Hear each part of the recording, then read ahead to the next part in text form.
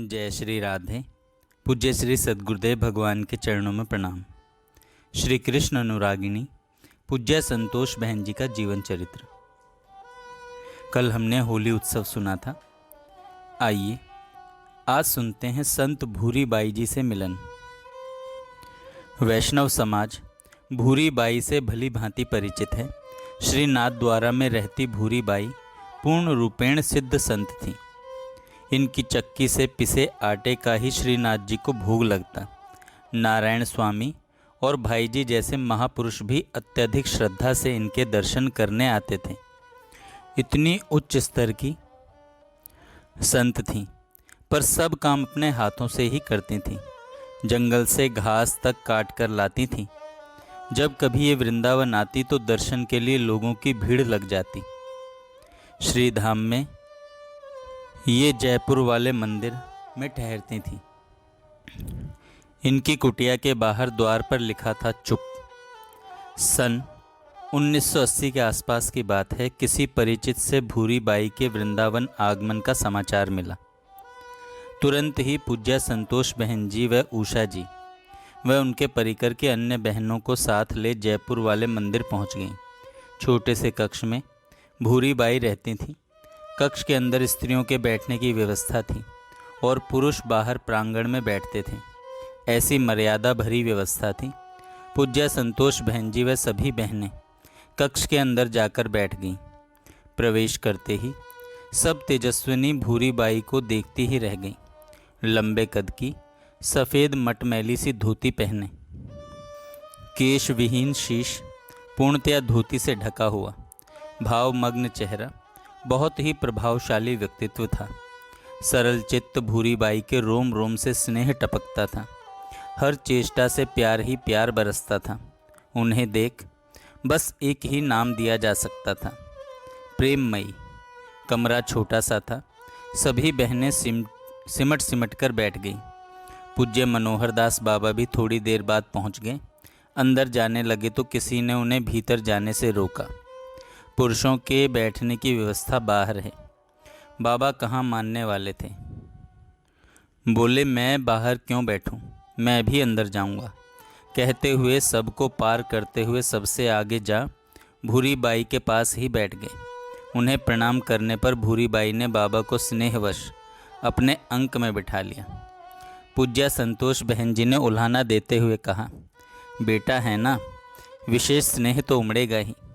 भूरी बाई निश्चल सी हंस दी और अति लाड में भर पूज्या बहन जी की पीठ पर थपकियां देती हुई मरो मरो कहती उन्हें पीछे करने लगी। किसी ने उनसे निवेदन किया, श्री कृष्ण की चर्चा सुनाइए। आप बोली, कृष्ण कोई कथा नहीं है। कहो तो गोपियों की कथा सुनाऊं, पांडवों की कथा सुनाऊं। इस मर्म भरे वाक्य पर मुग्ध सी सभी उन्हें देखते ही रह गए। काफ़ी देर सभी उनके सामीप्य में बिता उनके स्नेह ममता भरे अपनत्व को हृदय में संजोए वापस लौट आए। अस्तु। संत निष्ठा।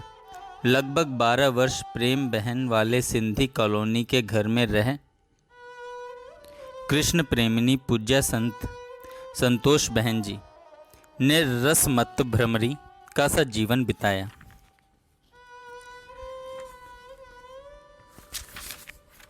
वृंदावन का शायद ही ऐसा कोई संत हो जिनसे ये परिचित ना हो।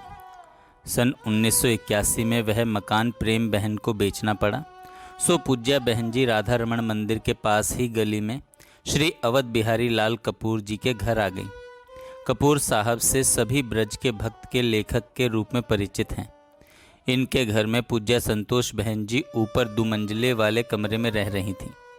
प्रज्ञा चक्षु सरला जी को पूरा प्रांगण पार कर सीढ़ियों से ऊपर ले जाने में काफ़ी असुविधा होती और उस पर बंदरों का प्रकोप। कुल मिलाकर परिस्थिति सुविधाजनक नहीं थी, पर कष्टमय स्थिति में भी वृत्ति को बनाए रखने में पूज्या बहन जी पूर्णतया सक्षम थीं। यहाँ रहने का सबसे बड़ा सुख समीप ही स्थित श्री लोकनाथ गोस्वामी जी की समाधि का सानिध्य था। 2 घर छोड़कर ही गोकुलानंद जी का ये मंदिर अपने आप में बहुत ही विशिष्टता लिए हुए है। बाहर बाईं ओर वृक्षों के झुरमुटों से घिरी महाप्रभु के प्रिय लोकनाथ गोस्वामी जी की समाधि है और उनके दाईं ओर श्री विश्वनाथ चक्रवर्ती और ठाकुर नरोत्तम दास जी की समाधियां हैं।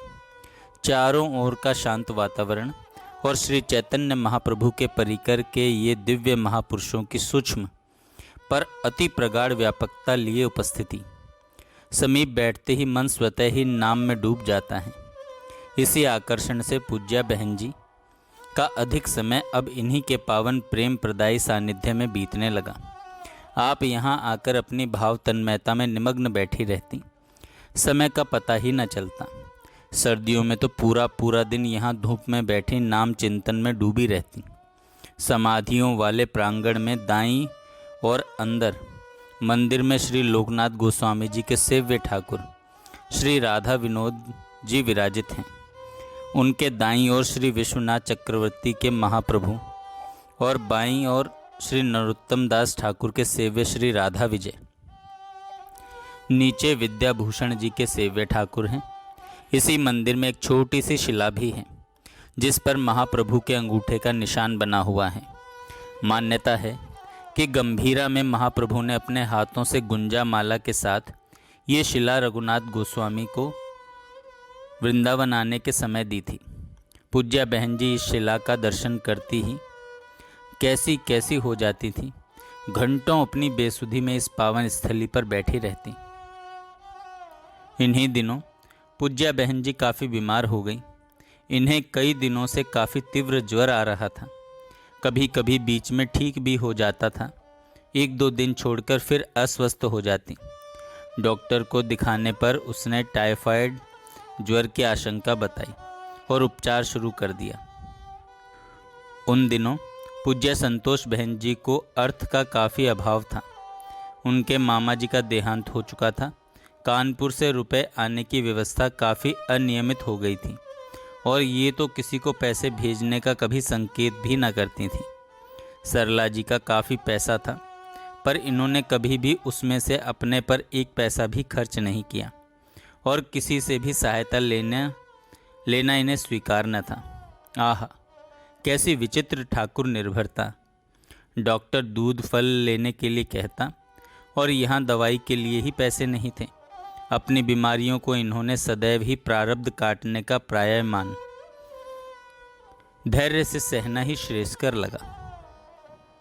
क्या ही आश्चर्य, टाइफाइड जैसे ज्वर में भी ये अपने आहार में वही सूखी मोटी रोटियां लेती रही। साधारणतया एकदम निषेधित उस आहार को लेने पर भी इन पर कुछ भी कुप्रभाव नहीं पड़ा। अस्वस्थता से कमजोरी बहुत ही बढ़ गई थी पर इनकी सजगता देखने योग्य थी। पूज्या उषा जी जब इन्हें देखने आती तो लीला कथा चर्चा होना स्वाभाविक ही था। उस वक्त पूज्या बहन जी एकदम सीधी बैठी पूरी तन्मयता से लीला कथा सुन रही होती। इन्हें देखकर लगता ही न था कि टाइफाइड जैसे ज्वर से पीड़ित हैं। टाइफाइड से ठीक होने के कुछ महीने बाद ही एक और दुर्घटना घट गई। चाय बनाने के समय उबलते हुए गर्म पानी का पतीला इनसे छूट गया। गर्म पानी पूरे शरीर पर ही पड़ा पर छाती और पेट पर बुरी तरह जल गए। फफोले पड़ गए पर सहनशीलता की प्रतिमूर्ति ने किसी को खबर न होने दी। पूज्य मनोहर दास बाबा व श्री उषा जी को जब पता चला तो वे चिंतित से इन्हें उपचार के लिए कहते रहे।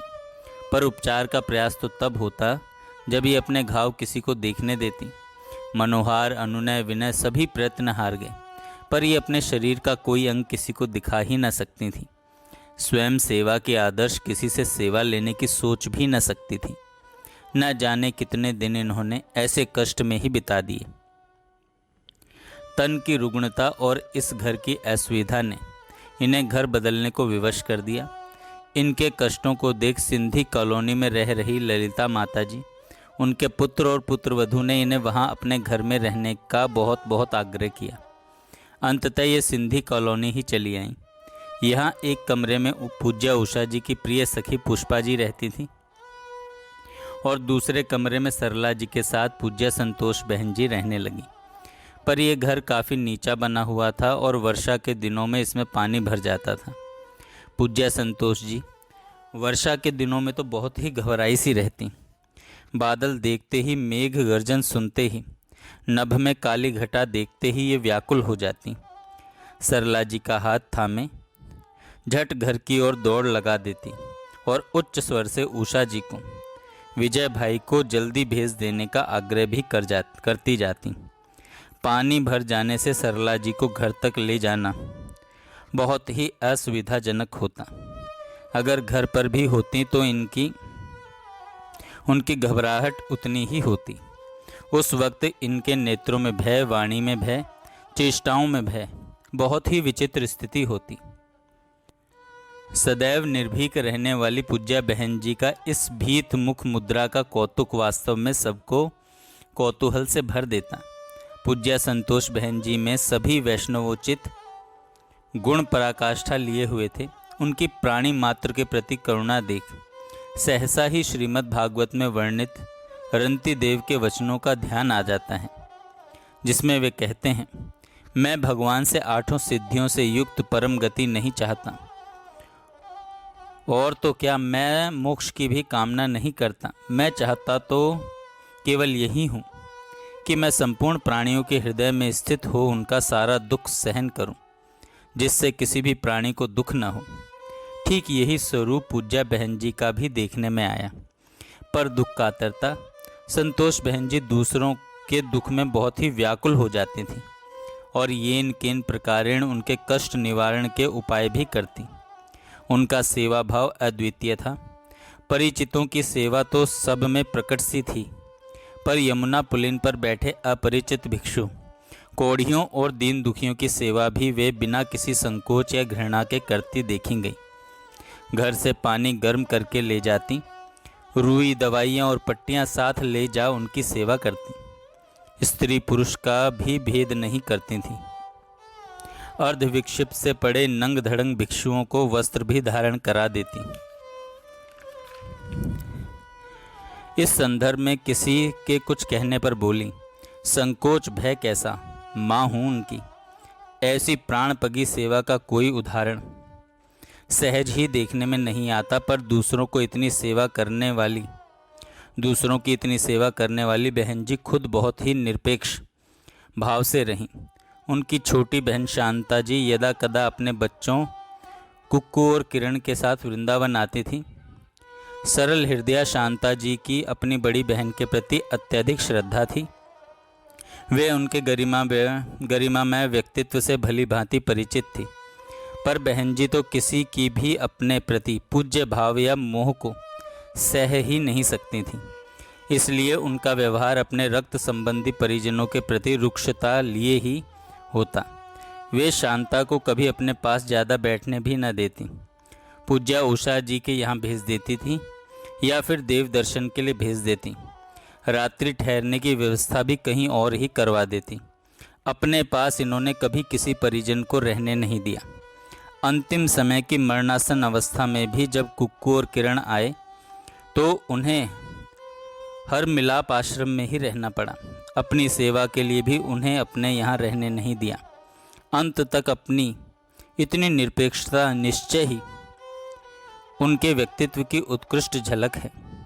कुक्कू और किरण पूज्या संतोष बहन जी के नाते साधु भक्ति विजय को मामा जी ही कहते थे। लखनऊ में जब पूज्य विजय जी की नौकरी कर रहे थे, तभी से उनसे इनका सबका बहुत ही आत्मीयता का संबंध था, पर पूज्या बहन जी को साधु भक्ति विजय भी कुछ नहीं कह सकते थे। कल हम सुनेंगे साधु भक्ति विजय जी कौन थे। जय श्री राधे। जय श्री राधे। पूज्य श्री सद्गुरुदेव भगवान के चरणों में प्रणाम। श्री कृष्ण अनुरागिनी पूज्य संतोष बहन जी का जीवन चरित्र। कल हमने होली उत्सव सुना था। आइए आज सुनते हैं संत भूरी बाई जी से मिलन। वैष्णव समाज भूरी बाई से भली भांति परिचित है। श्री नाथद्वारा में रहती भूरी बाई पूर्ण रूपेण सिद्ध संत थी। इनकी चक्की से पिसे आटे का ही श्रीनाथ जी को भोग लगता। नारायण स्वामी और भाई जी जैसे महापुरुष भी अत्यधिक श्रद्धा से इनके दर्शन करने आते थे। इतनी उच्च स्तर की संत थीं, पर सब काम अपने हाथों से ही करती थीं। जंगल से घास तक काट कर लाती थीं। जब कभी ये वृंदावन आती तो दर्शन के लिए लोगों की भीड़ लग जाती। श्री धाम में ये जयपुर वाले मंदिर में ठहर